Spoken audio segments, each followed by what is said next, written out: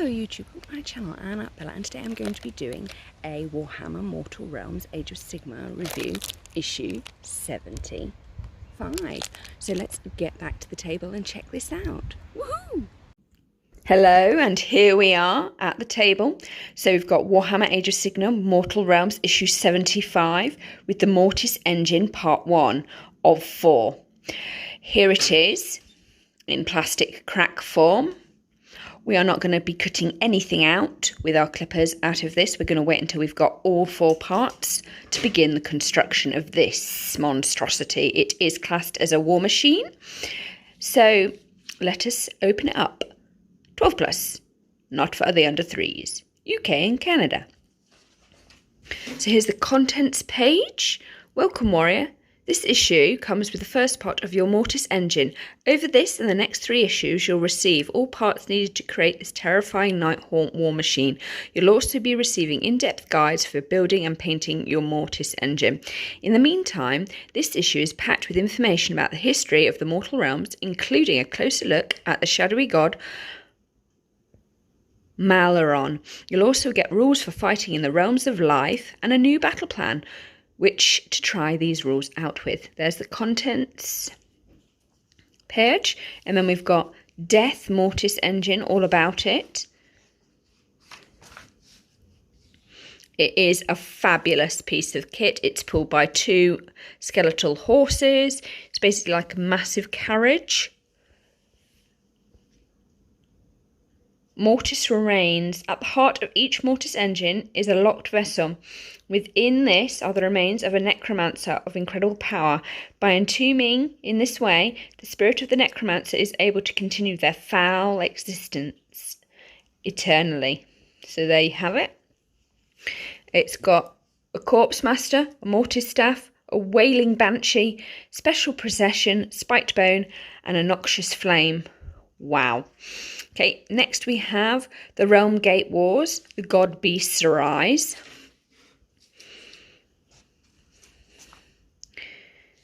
Then we have the realms, the Heish, which actually remind me of High Elves, but that's me. Then we've got realms, the Ugulu, if I'm pronouncing that right, but these remind me of Dark Elves, but that's just me. Then we've got Stormcast Eternals, Protectors, Order Malaron, the shadow god of the Uglu, which is this lot here.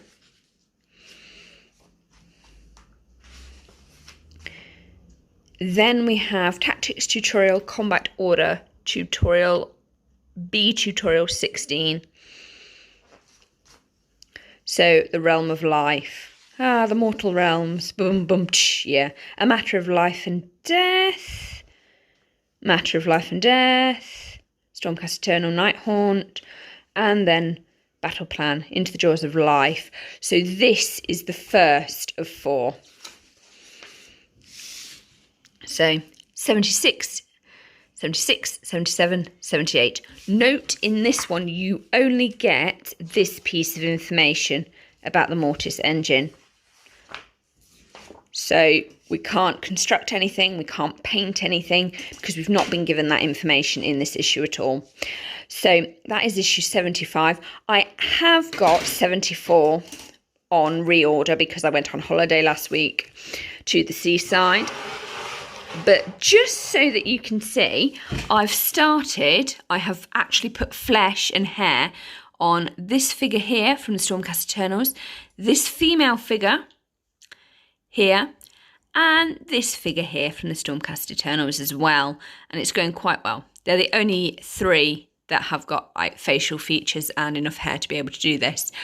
These are the Sphinx statues, which are looking quite good if you ask me. Ugh. But that needs repainting. So annoying. That is the wind. Yeah, that needs repainting. Got a little bit of the administration grey there. Very annoying. But it's coming on. It's coming on. And then I've got this one. I've finally glued these 2 parts together. So we can just focus on the rest of the details. I'm so pleased that I actually managed to paint the brown of the bark of the tree before gluing. It just adds so much to it, and it does look a lot better. Obviously, it's got to be have more details added and various washes and blah blah blah, but I'm pleased about that. This guy is coming on fantastic. I'm really liking his look. He also needs to have what this chap here has, which is a dry brush with the silver, just like this female figure here, and this figure here does as well. So I'll be doing this one, that one, and that one with a dry brush of silver next. Just thought you'd like to see how we're getting on with some paints. Gonna grab our lovely miniature old cold one here, except they call them Draco lines, or however you pronounce it. These are some that I've got to this stage for comparison purposes. Yeah, it's very windy today, but loving the look. Obviously, this one was actually dry brush white. These ones haven't been, and they're not going to be, because I actually like the fact that you can see the blue of the scales. I'm kind of umming and ahhing inside my head whether I might just do a little dry brushing white with the scales over them, or possibly just this bit to bring out the spikes here, because I think it does add an extra feature. Possibly I might just do the spikes on the top and the back.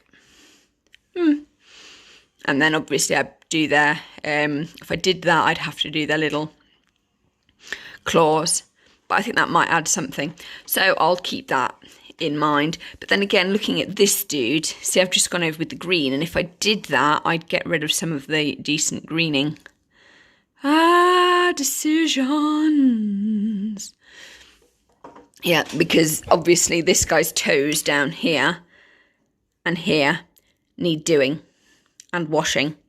So yes, hence why we've not glued him on, because there's, you know, issues at every stage to consider. So that is how far we've got with our lovely Draco line collection of 4. Don't they look lovely? So nice having actual animals to ride that aren't horses. No offence to horses, because horses are a staple of Warhammer. Okay, here's our king chair. As predicted, the banner is incredibly heavy, but also it's easier to paint if it's off.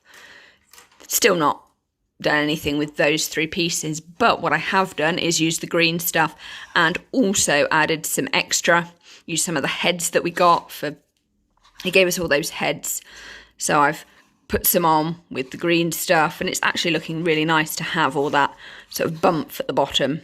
I was a bit worried that this would get in the way of this, but I managed to make sure that the banner dude was this side and the trumpet dude was that side, so the lance could be there. But I just think it adds so much to the base rather than having it plain. But I might have to put like another head there perhaps, and there, just to give it a little extra depth. We'll see how we go with that. Obviously the bottom does need another, the bottom of the base does need another white coat, so still not going there. Now onto our lovely queen. Nighthawk have got some really nice champion figures. So these are these 2. Not put them on yet for fear of wobbling over. As you can see, I've used the green stuff. I've got 1, 2, 3 vines that came with the piece, and then I've used my green stuff, as you can see, to just sort of add stuff, because I felt that they were just sort of random vines, whereas this sort of makes it, that's where they come from this bit. But also it gave stability to the dawn of the wobbly models, as somebody said. Yeah, they are. Welcome to wobble life. But using green stuff really has helped stabilise these models, because they are in danger of being knocked over or wobbled over, or it'd just be the Bretonian Pegasus Knights all over again. Don't ask. Please don't ask about what happened to those dudes. I still haven't gotten around to repairing them for fear of it'll happen again. Yeah. So that is where we are at with our paint jobs. Take your time, because these are nice models. Why wreck anything? Don't cut them out, because we've not got any information. This just looks fabulous. I mean, that base is going to be like double the size of this base. It's got to be. So very exciting. And I like the fact that they've given it a virtually plain base, which allows the figure to stand out. I might put like a little skull just on it, just for reasons. But yeah, it will probably need some green stuff, because Look at it. It's not exactly highly secured to the base, is it? Anyway, I've talked enough. I hope you've enjoyed this review of issue 75. Issue 74 is on reorder because I went on holiday. And this is where I'm at with my Draco lines, the King and Queen over there from the Nighthawk, and these fabulous Stormcast Eternal figures with faces and flesh and hair. So please like, comment and subscribe and stay safe wherever you are. Bye!